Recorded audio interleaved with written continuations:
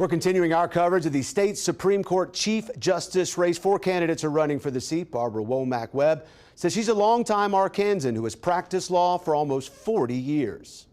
I was then elected prosecuting attorney for Saline, Grant, and Hot Spring counties, and served as the elected first female prosecutor for Saline County and those counties, and went in behind a corrupt prosecutor. So my job was double hard. We cleaned up a backlog of cases and cleaned up the corruption out of the justice system. So after that, I went to workers' comp, and I was actually an administrative law judge, and that was where my judicial career began.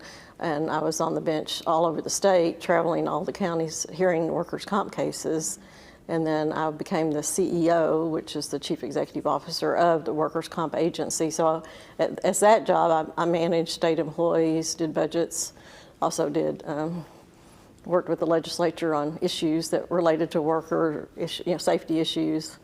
And I'd also managed the 3 prosecutors' offices that I had handled as well. So I have that management background, which is part of the job of the Chief Justice. Then I was appointed and became the first woman circuit judge in Saline County. And from that, I came back to workers' comp and was the chief administrative law judge for workers' comp. And then I ran for the Supreme Court in 2020 and was elected by the people.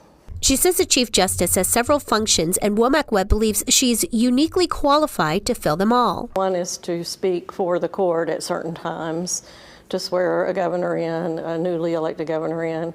That Chief Justice also has administrative duties overseeing a state agency, the Administrative Office of the Courts.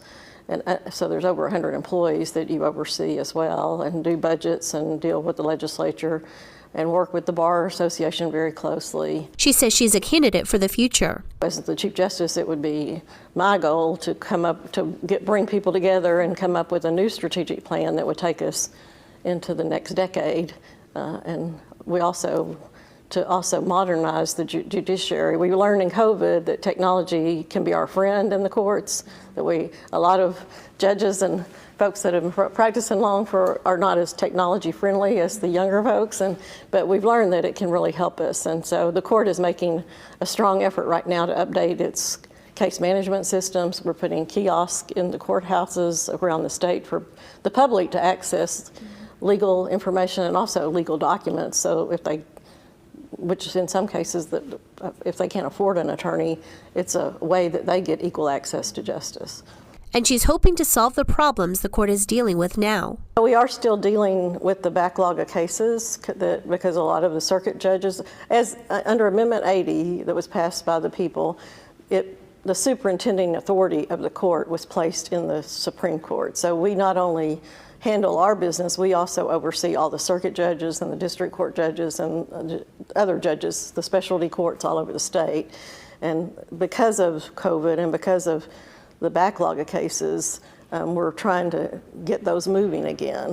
Trying to encourage the judges to, now that we don't have to worry as much. I mean, we still have some issues, but, and also during COVID, I think we saw some people's constitutional rights suspended, and we want to make sure that that doesn't happen again. Womack-Webb says she will speed up the court system and make it more efficient.